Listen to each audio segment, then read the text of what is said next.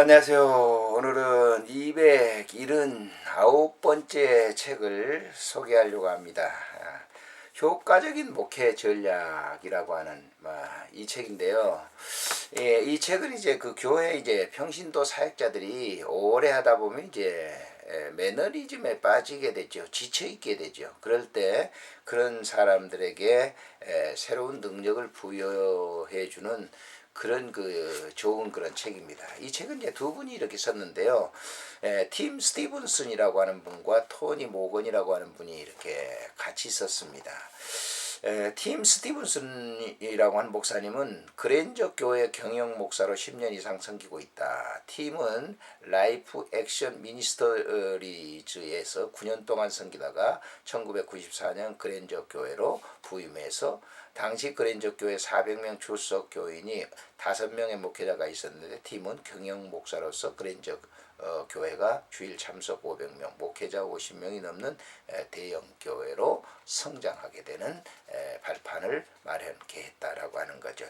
토니 모건 목사는 오하이오 볼링 그린 주립대학교에서 경영학 박사, 행정학 석사 학위를 받은 후 지역 정부에서 약 10년간 행정관으로 일을 했습니다. 지역 정부에서 최고의 행정관으로 일하면서 150명이 넘는 사람들을 리드했고 2천억 달러 예산을 집행하는, 그러니까 어떻게 보면 이 책은 이제 현대 목회에서 필요한 경영 학적인 그러한 것을 주로 이제 다루고 있다라고 하는 것이죠. 그렇죠. 현대 교회는 이제 경영학적인 면을 다뤄야 되는 것이죠. 그래서 이 교회 그 평신도 리더들이 그런 쪽으로 이제 바로 알고 이해를 할 때 교회를 아름답게 든든히 세워가게 된다라고 하는 것입니다. 사실 이제 저도 목회를 쭉 이렇게 오랫동안 했습니다만은 과거에는 그 행정적인 것보다는 그저 목회자들이 생각하고 있는 그런 이 부흥의 관념으로서 교회를 성장시켰던 그런 일들이죠. 그러나 지금은 철저하게 분석적으로 해야 되고 이제 행정으로 이제 분석을 해서 잘 다뤄야 된다라고 하는 것을 이렇게 이 책에서 배울 수가 있죠. 결론에 보면 이렇게 얘기를 했습니다. 교회 봉사하는 것이 이것만큼 성취감을 느낄 수 있는 일이 또 있을까요? 교회에서 봉사자로 일하는 것만큼 의미 있는 일이 또 있을까요? 섬김을 통해 예수님을 예배하는 것보다 더 귀중한 일이 또 있을까요? 당신도 이러한 느낌을 아시겠죠. 당신 지금 유급 직원이거나 목회자일지라도 예전에 봉사자로 섬기면서 그 느꼈던 기쁨을 기억하고 있을 겁니다. 봉사할 때 느꼈던 뭐라 설명할 수 없는 그 기쁨을 오래 지속이 됩니다. 우리는 리더로서 팀을 위해서 헌신하는 봉사자들과 함께 일하고 있습니다. 그들은 이미 자신의 직업을 가진 사람들입니다. 어떤 사람들은 매일 10시간씩 공장에서 일을 합니다. 그들은 꼬박 일주일에 5, 6일 자기 직업에 열중히 일을 합니다. 그렇게 일을 하다 주말이 되면 그들은 거의 녹초가 됩니다. 하지만 공장에서 일하는 것이 그들의 삶을 활기차게 만들지는 않습니다.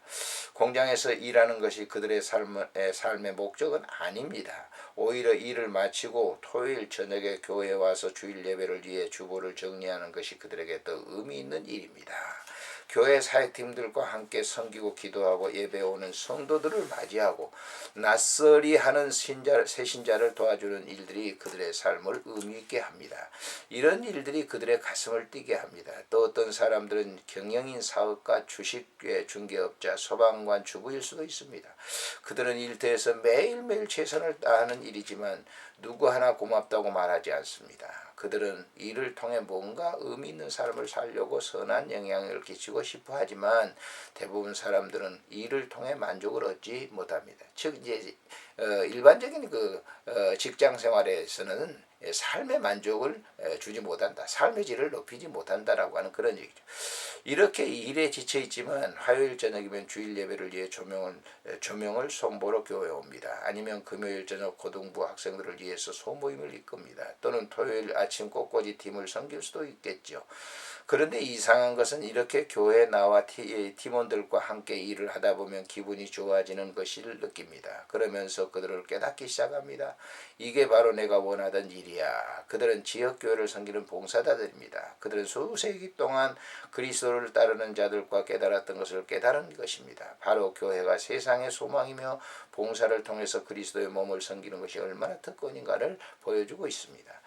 바로 이 이유 때문에 우리는 주저없이 사람들에게 봉사라고 권할 수 있습니다. 사실 우리는 교회에 출석하는 모든 분들에게 사역을 뛰어넘어 섬기라고 격려합니다. 삶의 진정한 의미를 찾도록 돕는 일에 사람들을 초청하는 것은 큰 특권이 아닐 수 없습니다.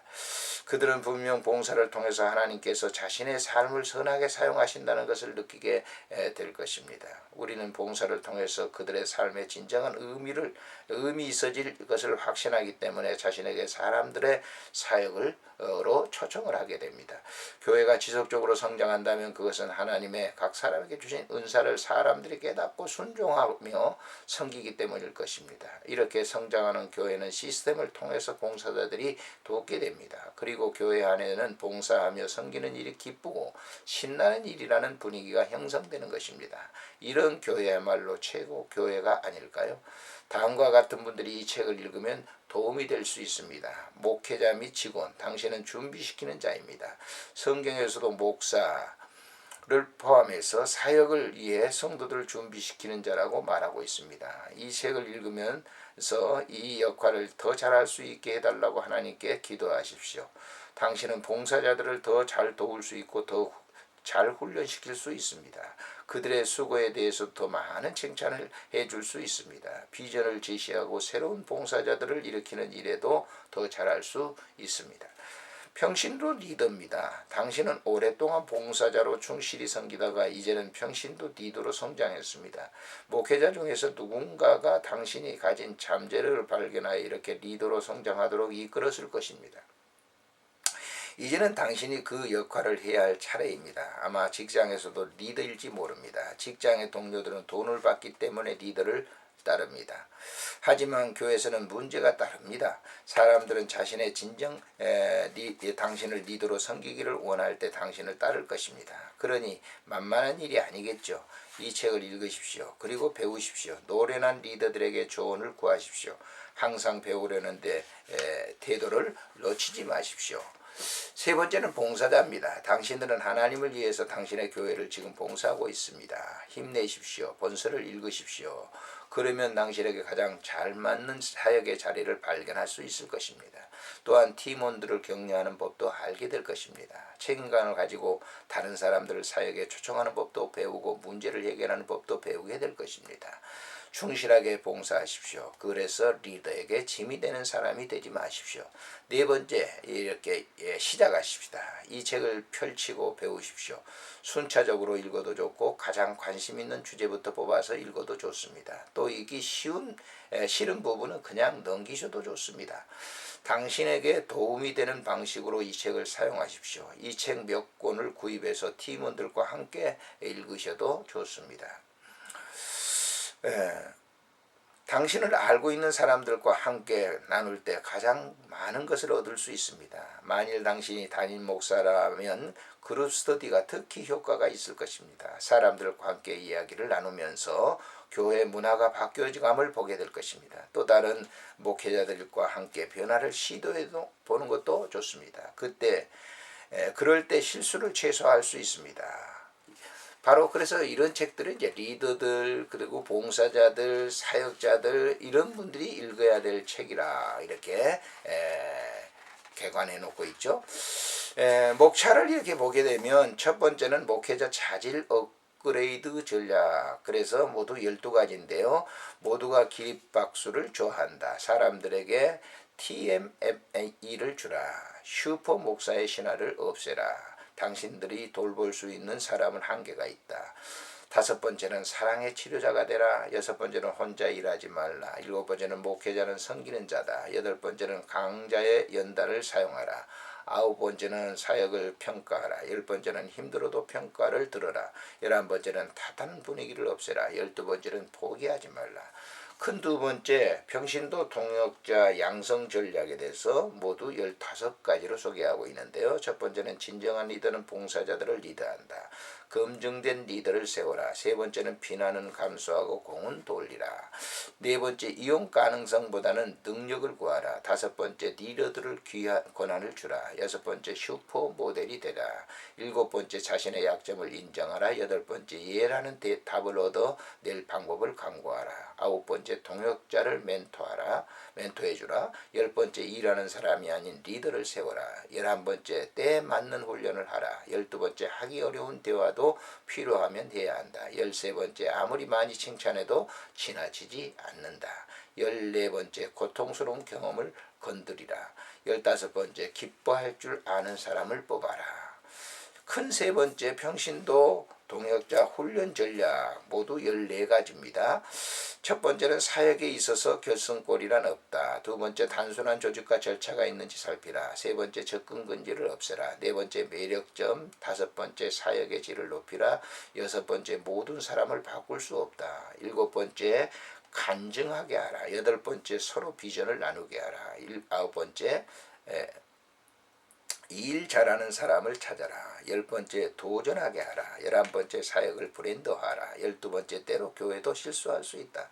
13번째, 초점을 찾아라. 14번째, 사역을 점검하라. 큰 네 번째가요, 건강한 교회 성장 전략이다. 모두 16가지로 얘기합니다. 도움을 구하지 마라. 두 번째, 잘게 부수라. 세 번째, 혼란을 감추라. 네 번째, 예배는 찬양 이상이다. 다섯 번째, 직원들 숫자를 충분히 확보하는 것이 불가능하다. 여섯 번째, 책임의 한계를 그어라. 일곱 번째, 다른 사람의 시간을 귀중히 여기라. 여덟 번째, 단순한 정책이 삶을 단순하게 만든다. 아홉 번째, 공을 놓치지 말라. 열 번째, 온전히 화합하라. 11번째, 힘든 일을 부탁하는데 연단을 사용하라. 12번째, 순전한 방관자를 도와주라. 13번째, 정체는 하나를 위해, 하나는 전체를 위해. 14번째, 정렬불량 타이어를 찾아야 한다. 15번째, 책임지는 사람이 있어야 된다. 16번째, 가벼운 마음으로 참여할 수 있게 하라. 다섯 번째, 건강한 사역의 확대. 이건 모두 15개로 되어 있는데요. 첫째는 사람에게 관찰할 기회를 주라. 두 번째는 인터넷을 통해서 섬길 수 있다. 세 번째는 옆사람 사역을 초대하도록 가르치라. 네 번째는 후임자를 생각하라. 다섯 번째는 박람회를 열어라. 여섯 번째는 아직 일할 준비가 안 됐어요 라는 말을 들을 각오를 하라. 일곱 번째, 봉사자들에게 직함을 주라. 여덟 번째, 창조성은 저절로 생기지 않는다. 아홉 번째, 온건한 판매 방식을 얕잡아 보지 마라. 열 번째, 이 정도면 됐어로는 부족하다. 11번째, 그건 내일이다. 12번째, 초신자를 적극 활용하라. 13번째, 사역은 종신형이 아니다. 14번째, 준비가 더 중요하다. 15번째, 정차된 차를 볼 수 없다. 마지막 일곱 번째는요, 사랑과 섬김의 전략인데 모두 12가지로 되어 있습니다. 봉사자가 필요 없다고 두 번째는 사람들이 잠재 능력을 깨우는 법을 배워야 된다. 세 번째는 봉사자들도 죄인이다. 네 번째, 당신을 돌봐주는 사람들을 돌보라. 다섯 번째, 모든 봉사자들이 다 똑같지는 않다. 여섯 번째, 율법주의는 불법이다. 일곱 번째, 요령을 가르쳐주라. 여덟 번째, 성취감을 맛보게 하라. 아홉 번째, 봉사를 고용하라. 열 번째, 봉사자를 해고해야 할 때도 있다. 11번째, 권한을 주는 것이 중요하다. 12번째, 다재다능한 사람들을 이렇게 도와주라. 여덟 번째는요, 성도 관계를 증진의 전략인데요. 모두 15가지입니다. 누군가를 화장실 청소를 해야 한다. 아이들도 사역으로 초대하라. 나를 위한 것이 아니다. 네 번째, 사람이 많으면 많을수록 기쁨도 큰 법이다. 다섯 번째, 교회 활동보다 더 중요한 것이 있다. 여섯 번째, 험담하지 마라. 일곱 번째, 접근성이 쉬워야 한다. 여덟 번째, 축하하는 기술을 배우라. 아홉 번째, 론 레인저를 없애라. 열 번째, 재능을 훔치지 말라. 11번째, 유산을 남겨라. 12번째, 상행위는 금하라. 13번째, 격려할 수 있는 시스템을 만들어라. 14번째, 나보다 잘한다고 여기라. 15번째, 관계가 삶을 변화시킨다 라고 하는 그런 이제 제안으로 이제 세분화를 했기 때문에 이 책은 읽기가 굉장히 좋고, 또 지도자들이 이런 이제 혹은 리더들, 봉사자들은 이런 이제 그 체험된 삶을 소개하는 이 글을 읽음으로 인해서 자기의 것이 될 수 있다라고 하는 것을 합니다. 교회 이제 목회 전략적인 그런 책으로서 굉장히 좋은 책입니다. 안녕히 계십시오.